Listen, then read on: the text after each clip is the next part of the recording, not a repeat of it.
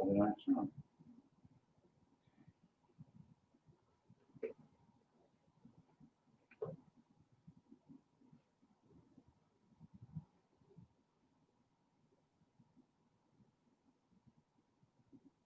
Okay.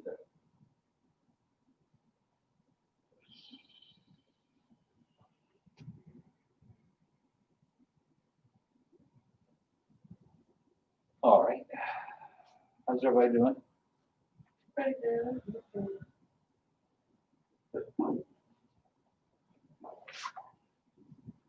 School day. A half day. Kids went home at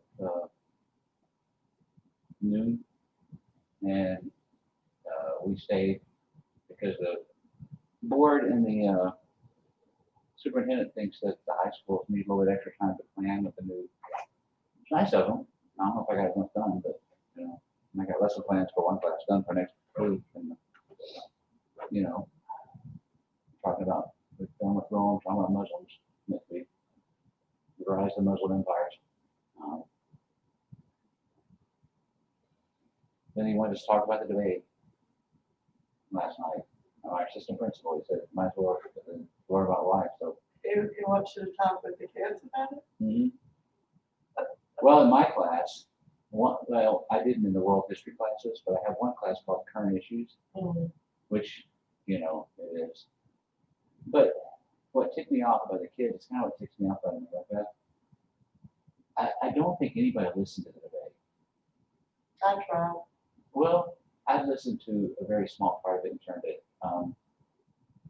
I listened to the vast majority of it up to the last 20, 25 minutes, and that was the best I could do. Seems like the people that are kind of in favor of Biden and anti-Trump thought Biden wanted. People that sort of anti-Biden for Trump thought Trump wanted.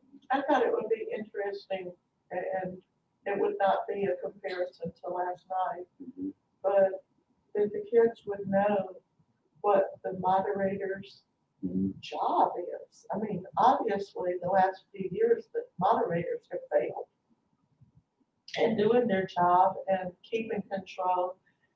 But, you know, that if you're going to do that kind of debate,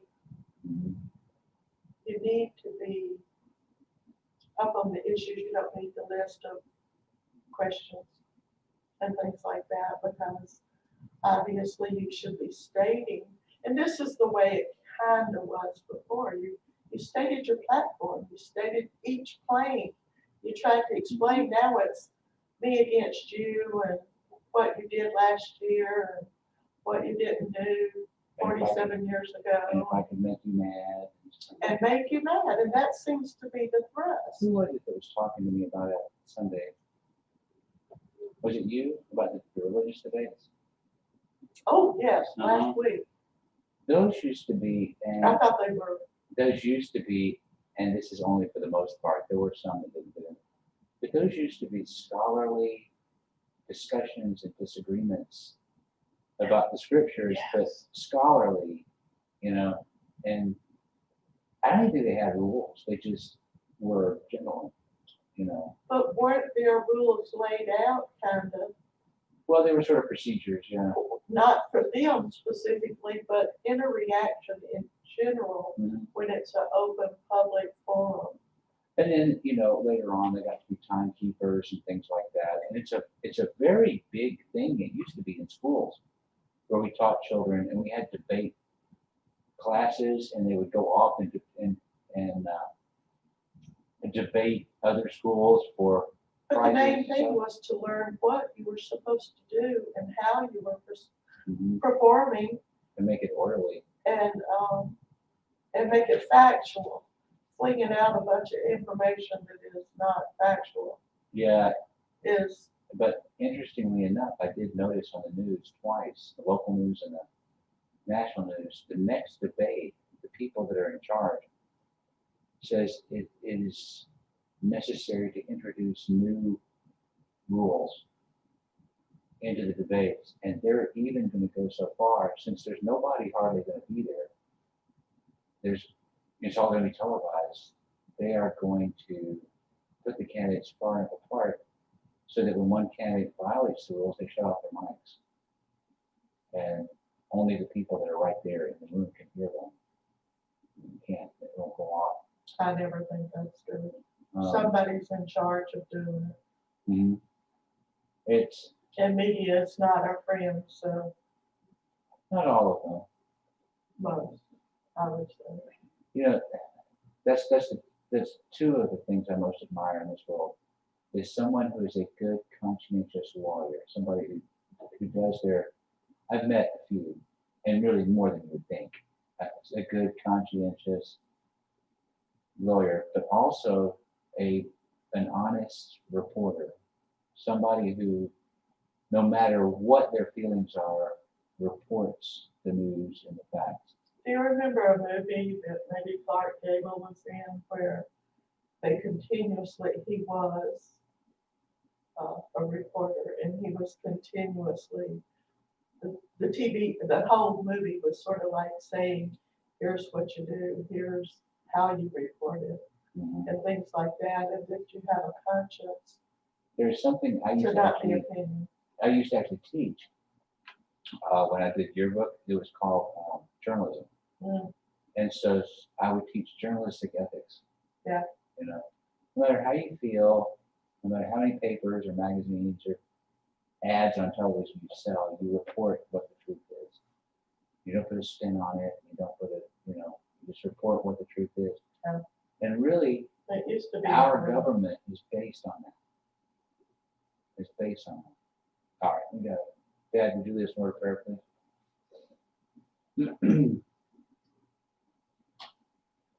Our Lord, most gracious Heavenly Father, thank you for this privilege we have to come together and study your word.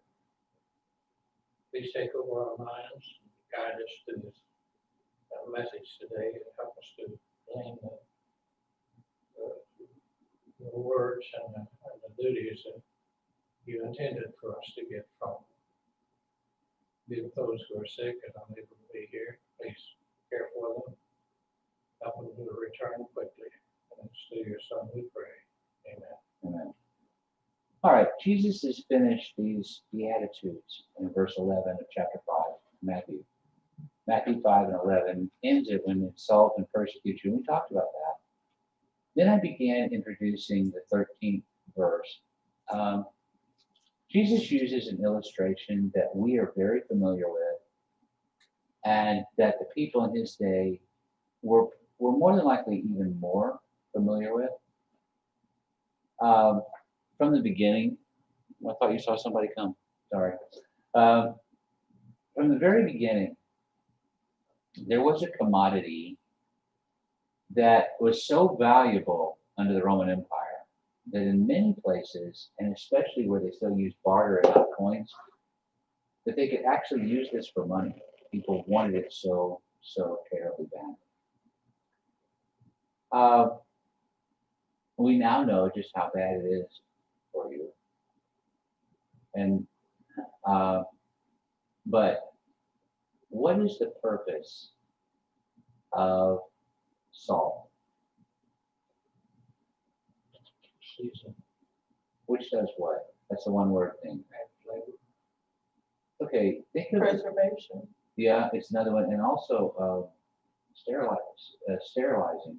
You put it hurts, but if you put salt on a wound, it will kill the germs, and there's a reason why it will. And we talked about this Sunday morning. Salt is one of the most unlikely chemical compounds that there is. I doubt that too many people know what it's made of. They say, well, it's called sodium chloride, which is, I think, not true. I think it's sodium or monosodium chloride because it has one of each. Made up of two different elements and two of the most dangerous elements that exist. Sodium, I was introduced to in the 8th grade. I had a teacher, a science teacher, had her in the 7th grade and the 8th grade. And she used sodium as a way to control our behavior. You have to store it in a jar of kerosene. If it touches water, it explodes. and I'm talking about really, really, really explodes. She would, she had this, somebody had given her a block of sodium, and she had a mason jar full of kerosene, so the water couldn't get to it. You couldn't even have that at school today. It's a huge explosive. And she had the top off of it, and if that ever fell at all, enough water in the air will eventually make it, set it off and make it explode. But she had those little forceps, with this like scissors, but on the end they're tweezers. And she would reach in and get, when we were talking too loud, she would reach in and get a pinch of that thing off and throw it in the sink. It's not like you always have a lab sink in the front, those big black tables. That thing, fire would come out and it would explode and make a big bang and smoke would fill the room. And we would be quiet. Sodium is an explosive metal in its pure form. She said that when she was younger, that she would swipe the sodium from the high school chemistry lab and take it to the lake or a pond and throw it in. And when the thing exploded, the fish that came to the top, he dip them out with a net. They call it sodium fishing. We used to do the same thing with dynamite. Right? It's that explosive. Chlorine, people think is very safe because we actually drink it when we're in city water, which we don't have. But chlorine is actually not a solid; it's a gas, and it is if I say it is a poisonous gas, that's really understating it.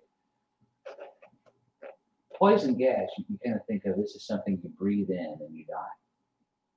Chlorine, you don't have to breathe it because the cloud of chlorine comes to you, it eats down all living flesh. This is why in small amounts, they'll put it in water and all germs will die in it. All one-celled organisms that cause disease will die. If they put it in water in pools, then whatever impurities there are in pools are fine. When we had a YMCA, when I worked there, we so over-chlorinated the pools because all those little kids were in it, peeing in it all the time. And so the containers, the chlorine tablets come in, warn you. Mm-hmm. But that warning is so small, my grandkids and Mm-hmm. stuff, I would have to continually, because it's not a visible gas. Mm-hmm.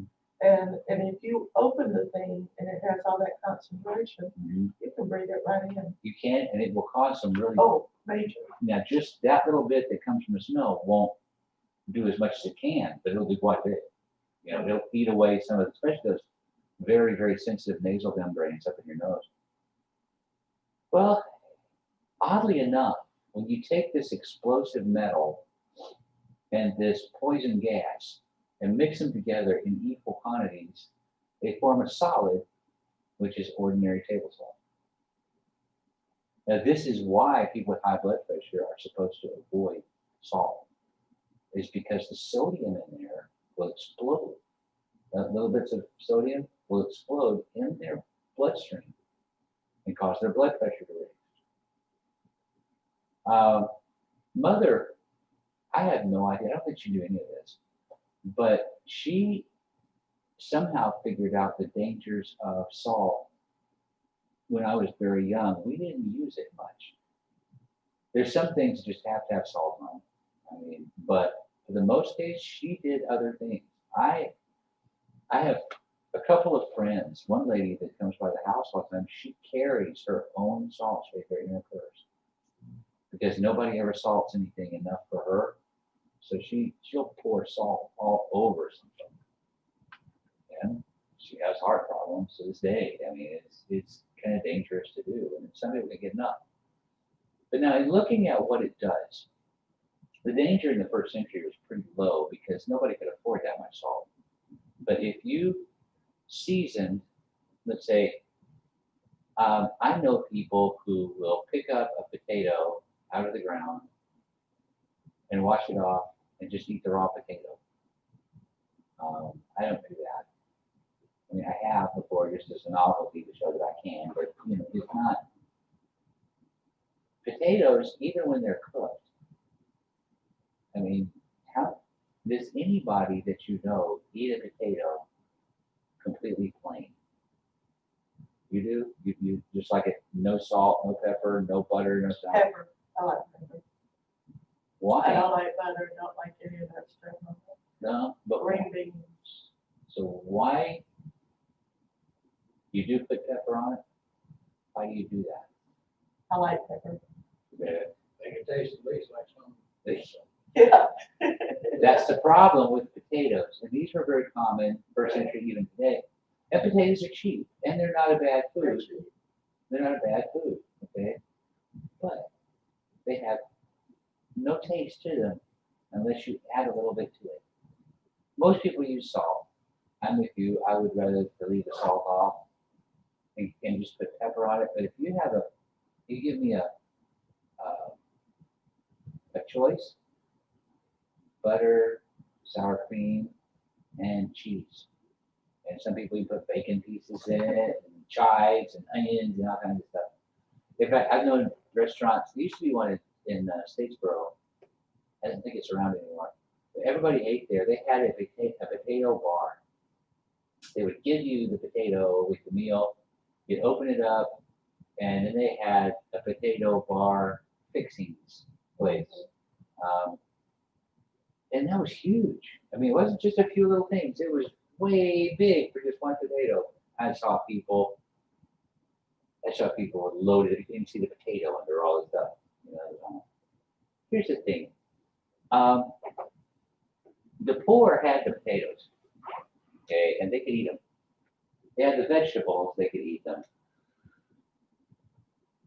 But then they had salt in the first century.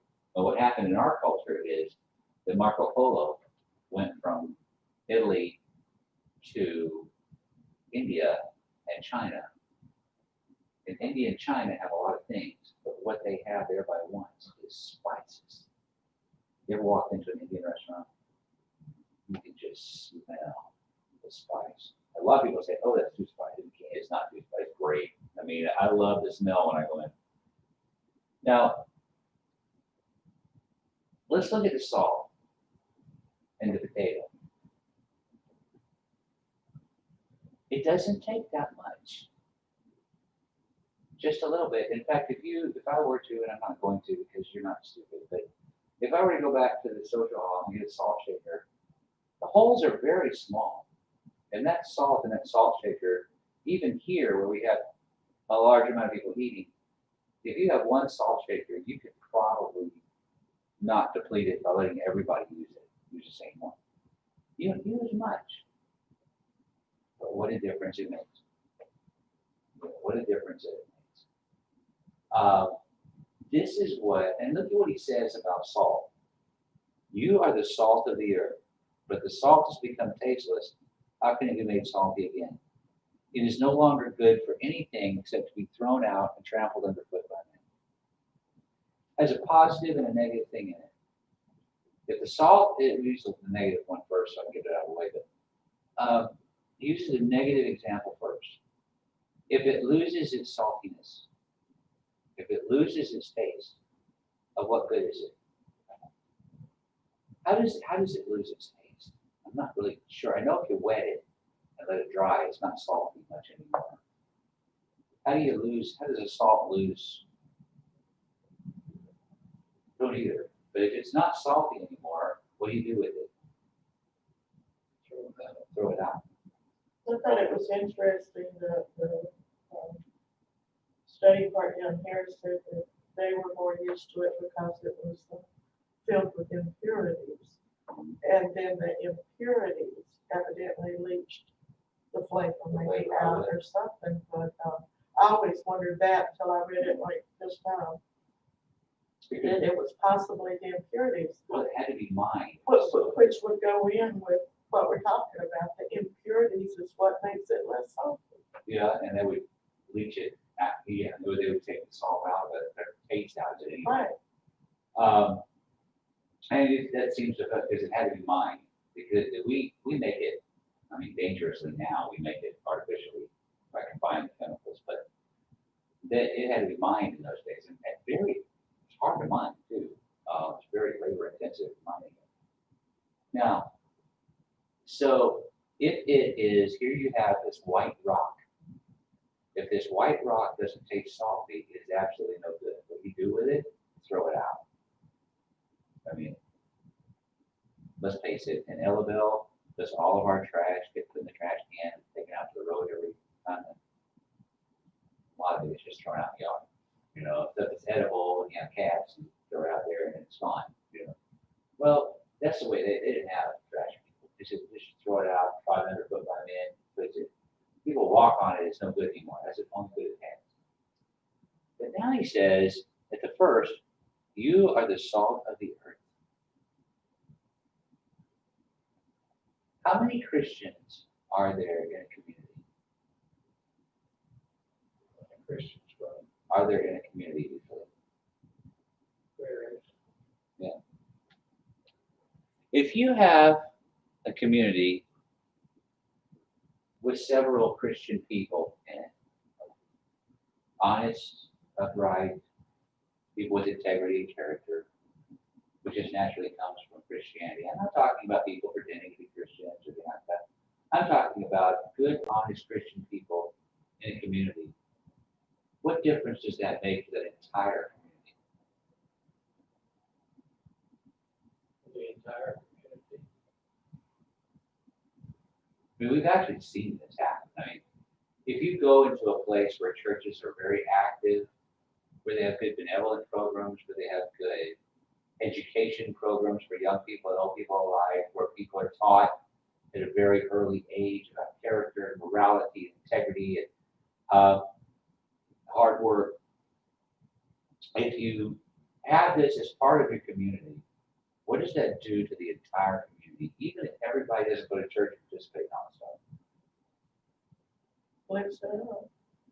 It really does. And I mean, I can actually prove it with numbers if I was to go on the internet.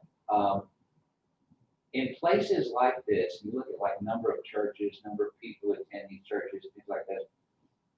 And then you look at the total population, look at the percentage. As that percentage, it doesn't have to be very much, but as it rises just a little bit, guess what happens? Permeates the whole community. Property values go up. Crime rates go down. Christians, and it doesn't have to be a lot of them, they move into a community, or they come into a community, or they proliferate in a community, and after a while, it becomes a better place to live than it was before. A place where people want to live. And the numbers actually hold it up. I mean, even though people don't want it to, other things that you would think would help, the size of the police force, it doesn't even make much difference. What people in the economy, economists will tell you is you want to make sure your property values are way high. You know, you're selling your houses. That doesn't help much. Okay. What helps more than anything else is having very strong, active churches filled with committed people in it. And the more and more and more of those people, the better your communities are. The lower your crime rate, the lower you spend on law enforcement, the less you spend on courts and things like that. Your murder rates, your violent crime rates, all these things go down because Christians are there.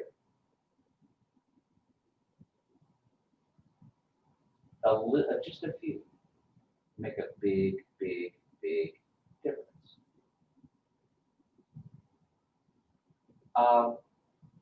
Look at Ellaville.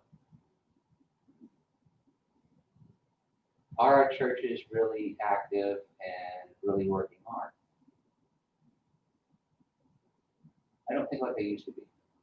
Because if you'll notice in the past 15, 20 years, our crime rates have gone up.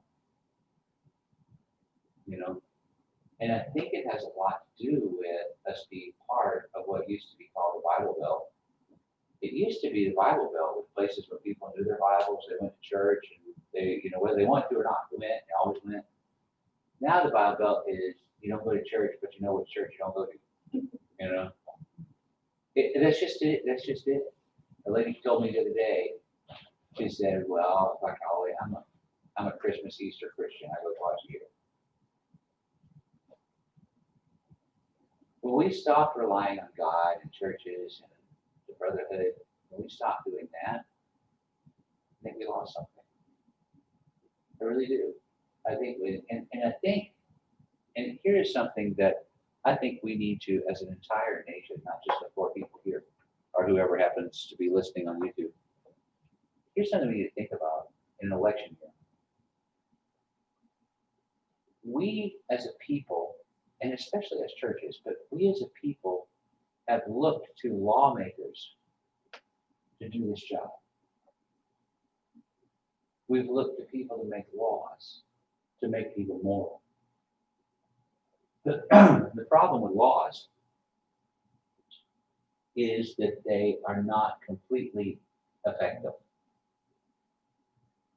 Some people, if you take them and you say, look, you can't do that because there's a law against it, and if you break it, you could get caught and be punished. That's one thing. But if you take that same individual or a person like them and tell them about religion and Christianity and not being a law-abiding citizen and not breaking laws, but becoming a better person, that makes a difference. And the reason why the law doesn't work is very simple and very plain. Let's say one law, 70 degrees speed limit, 70 mile per hour speed limit. If you get on the road, on the highway,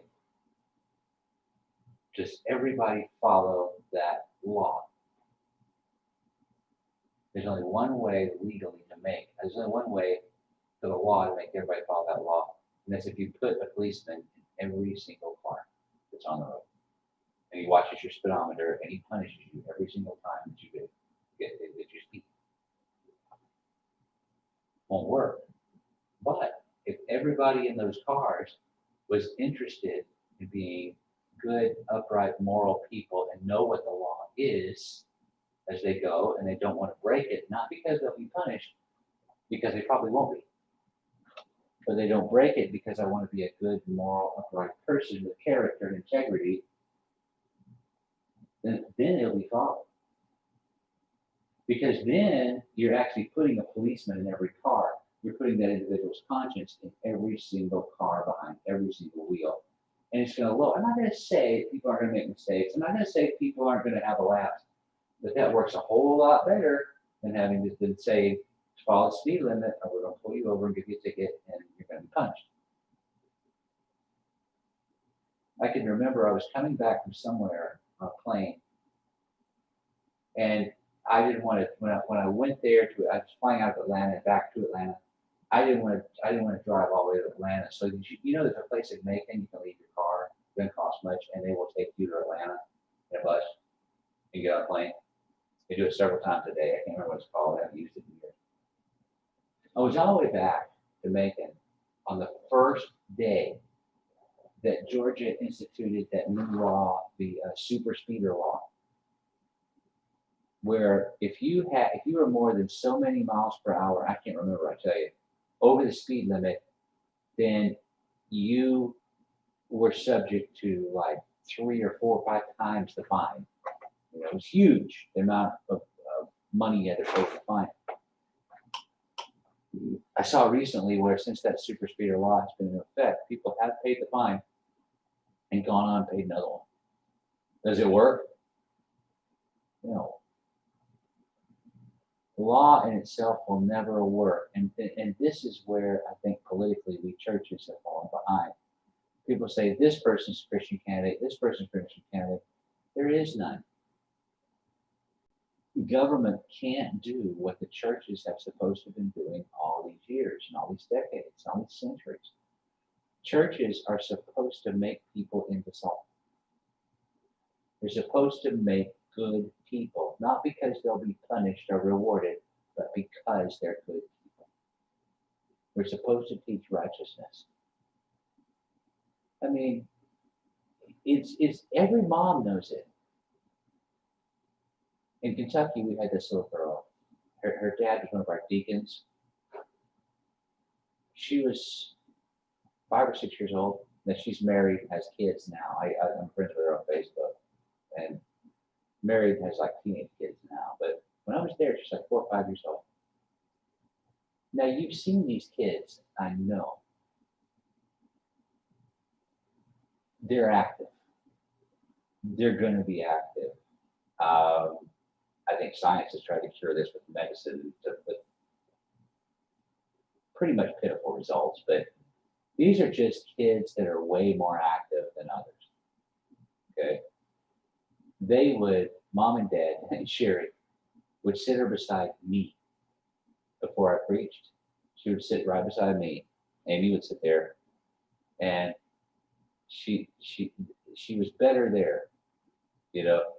And I remember there was another little girl that was misbehaving that was sitting up there with her, and she was misbehaving during the prayer. And Amy told her, "You be quiet. You're supposed to sit very still, close your eyes, and think about God." That's what she knew prayer to be at 5 years old. It was really good. I wish some adults would figure that out too, you know. But, you know, one day there was a meeting. We were in somebody's home. We were eating, of course. Kentucky, we ate all the time. We ate, and we were having this meeting about something or other. I can't remember what it was. And Amy was there. And she was misbehaving. You know what her mama told her? And this worked. She was misbehaving. And Amy, I'm telling you, is frank. She's everywhere all the time. Sherry looked at her and said, "Jesus sees you."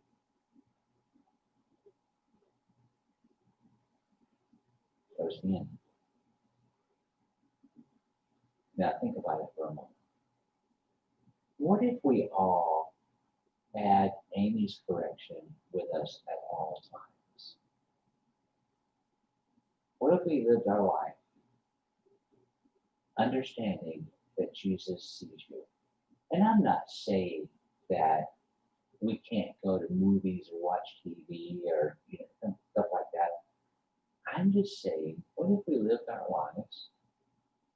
Jesus sees you all the time. And, we're not saying heaven, hell, anything like that. What we're saying is that here is a morally upright man full of character and integrity who walks with you everywhere you go. Doesn't that do a better job of making good, honest, upright people than this is the law? If you break it, they'll punish you. That's the other part of the law doesn't work, isn't it? What happens if you don't break it? If you keep it? What reward do you get? Does a cop come by and give you $1? I mean, there's no reward in it. It's just a mean, hateful thing. That's all it is. The law is.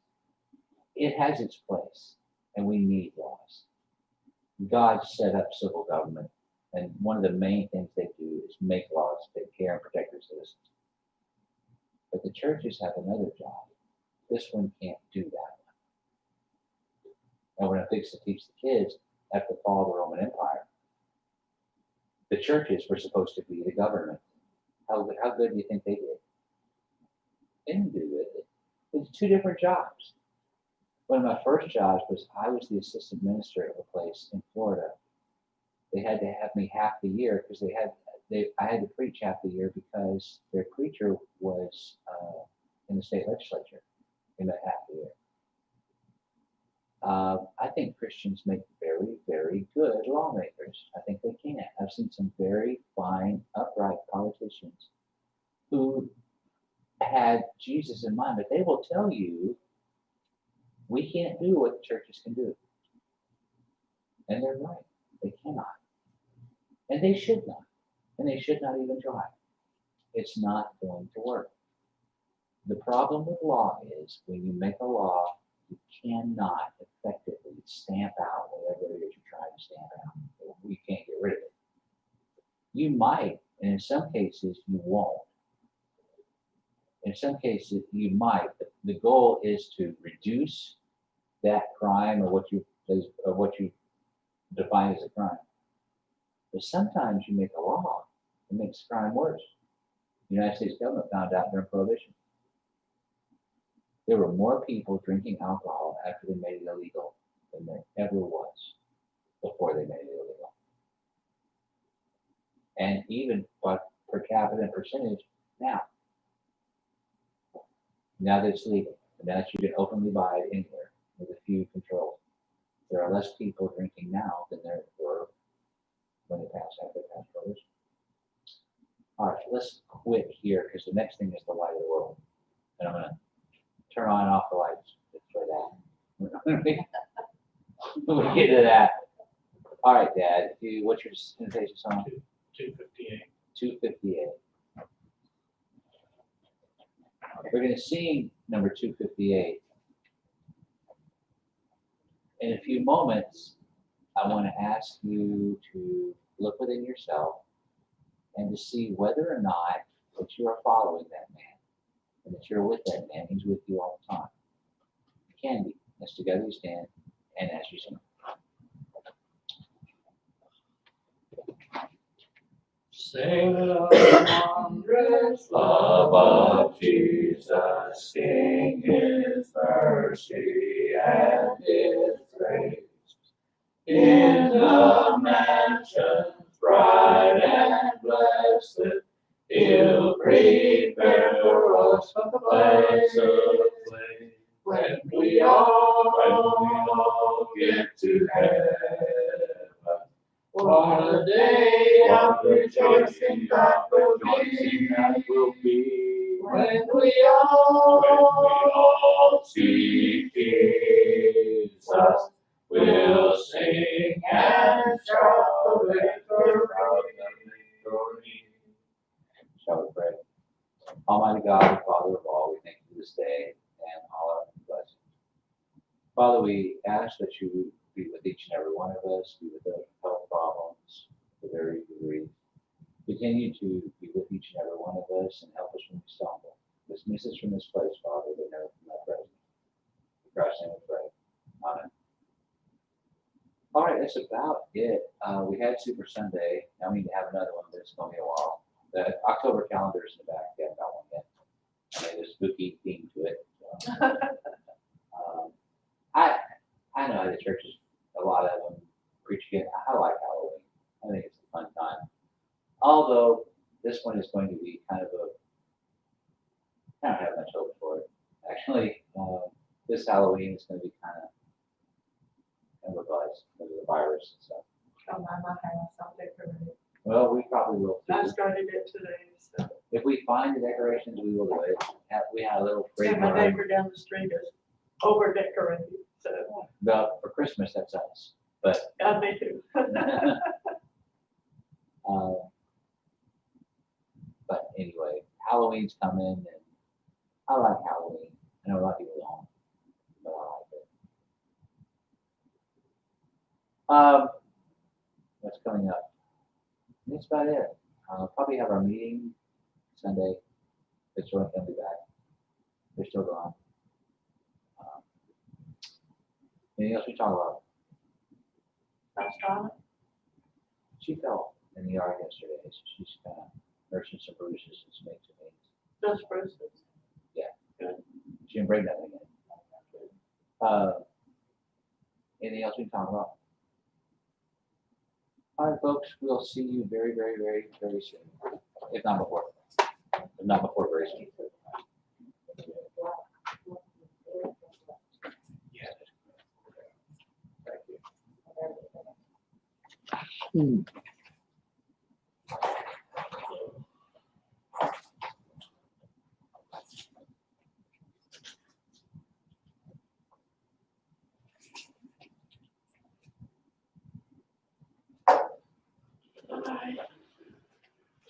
See you Sunday.